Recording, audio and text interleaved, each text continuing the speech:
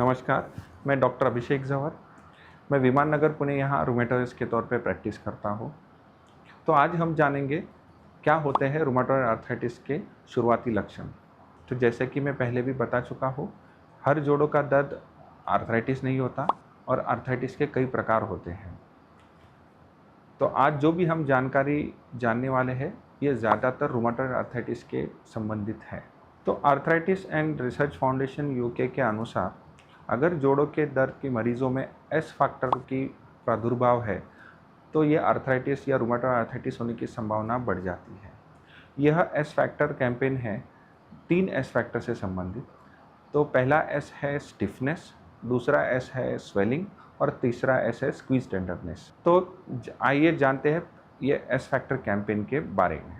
तो पहला S factor है स्टिफनेस। अगर जोड़ों के दर्द के साथ साथ अगर मरीज़ को स्टिफनेस, वह भी अर्ली मॉर्निंग स्टिफनेस यानी सुबह उठने के बाद अगर जोड़ों में अकड़न महसूस होती है और यह अकड़न आधे घंटे से ज़्यादा बरकरार रहती है तो यह आर्थराइटिस होने की संभावना बढ़ जाती है। दूसरा एस फैक्टर है स्वेलिंग।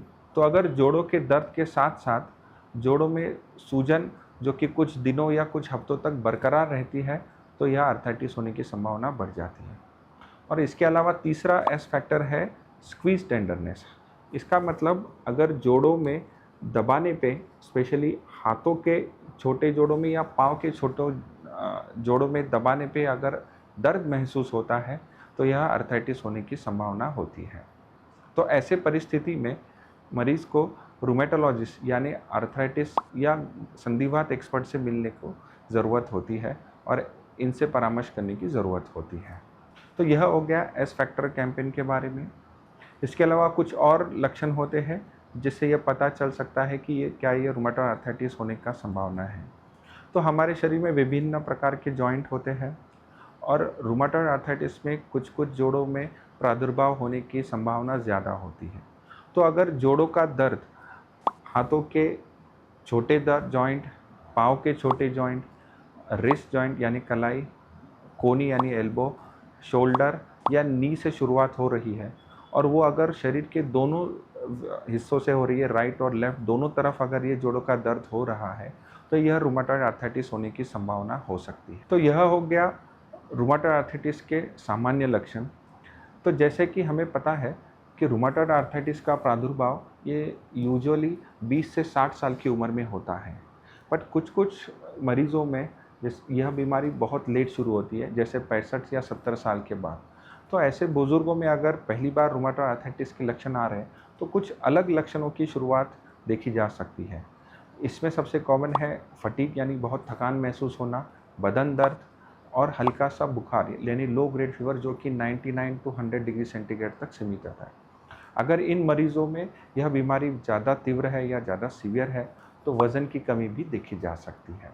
तो ज़्यादातर मरीज़ों में रूमेटॉइड आर्थराइटिस की शुरुआत जोड़ों के दर्द और अकड़न से शुरू होती है, बट कुछ कुछ मरीज़ों में, लगभग 10% मरीज़ों में यह बीमारी जोड़ों से ना शुरू होते हुए शरीर के दूसरे अंगों से शुरू होती है। इसमें सबसे कॉमन है आँखों पे प्रादुर्भाव आना। तो आँखों में रूमेटॉइड आर्थराइटिस की शुरुआत सूखेपने से होने की संभावना होती है, क्योंकि कभी कभी रूमेटॉइड आर्थराइटिस के कारण जहाँ से हमारे आंसू बनते हैं यानी लैक्रिमल ग्लैंड, यहाँ पे इन्फ्लेमेशन होता है और उसके कारण आंसू की कमी देखी जाती है और इस वजह से ड्राई आइज़ का लक्षण हो सकता है।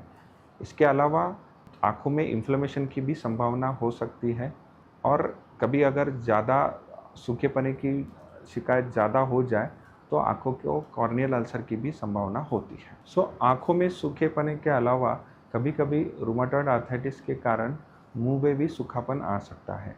यह इसलिए होता है कि जहाँ से हमारी सलाइवा यानी लाल बनती है, पैरोटिड ग्लैंड जिसको हम कहते हैं, इस पे यहाँ रूमेटॉइड का प्रादुर्भाव हो सकता है। लाल कम बनने के कारण मरीजों को बार बार पानी पीने का मन होता है और क्योंकि लाल एक नेचुरल डिफेंस है कोई भी इन्फेक्शन के खिलाफ, दांतों में या मुंह में बार बार इन्फेक्शन होने के चांसेस बढ़ जाते हैं और ऐसे मरीजों को थोड़ा भी तीखा खाने में बहुत दिक्कत महसूस होती है। तो सूखेपनों के अलावा रूमेटॉइड आर्थराइटिस की शुरुआत कभी कभी फेफड़ों से शुरू हो सकती है। लंग फाइब्रोसिस यानी इंटरस्टिशियल लंग डिसीज़ यह एक बहुत ही दुर्लभ कॉम्प्लिकेशन है रूमेटॉइड आर्थराइटिस का, और कभी कभी रूमेटॉइड आर्थराइटिस की शुरुआत जोड़ों के दर्द से ना होते हुए लंग से शुरू हो सकती है, यानी फेफड़ों के लक्षणों से हो सकती है। ऐसे मरीजों को कई महीनों या कई हफ्तों तक सूखी खांसी और चलने में सांस फूलने की शिकायत होती है, और अगर सीटी स्कैन करते हैं ऐसे मरीजों में तो यह इंटरस्टिशियल लंग डिसीज यानी लंग फाइब्रोसिस का प्रादुर्भाव देखा जा सकता है। यह बहुत दुर्लभ परिस्थिति है, यह कॉमन नहीं है, यह रेयर सिचुएशन है, बट कभी कभी रूमेटॉइड आर्थराइटिस की शुरुआत जोड़ों से दर्द ना होते हुए फेफड़ों से भी हो सकती है। तो सूखेपना और लंग्स के अलावा कभी कभी रूमेटॉइड आर्थराइटिस का प्रादुर्भाव नसों पे असर से शुरू होता है। तो कुछ मरीजों में रूमेटॉइड आर्थराइटिस की शुरुआत कार्पल टनल सिंड्रोम यानी नसों के प्रभाव से शुरू होती है। इस कार्पल टनल सिंड्रोम में जोड़ों के कुछ उंगलियों में झंझनाहट या सूनापन महसूस होता है। कार्पल टनल सिंड्रोम अगर दोनों हाथों में आ रहा है तो यह रूमेटॉइड आर्थराइटिस होने की संभावना हो सकती है। Rheumatoid arthritis carpal tunnel syndrome के कई कारणों में से एक है। इसके अलग कारण भी होते हैं जैसे कि थायराइड और शुगर। तो यह था सब रूमेटॉइड आर्थराइटिस के शुरुआती लक्षणों के बारे में।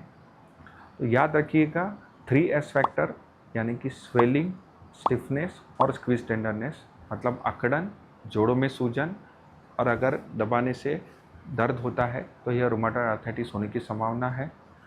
अगर जोड़ों के दर्द दोनों हिस्सों में, राइट और लेफ्ट, स्पेशली हाथों के जॉइंट में, घुटनों में और कलाई में हो रहा है तो यह रूमेटॉइड आर्थराइटिस हो सकता है। और बहुत ही अपवादात्मक परिस्थिति में अगर रूमेटॉइड आर्थराइटिस की शुरुआत शरीर के दूसरे अंगों से हो सकती है। नमस्कार।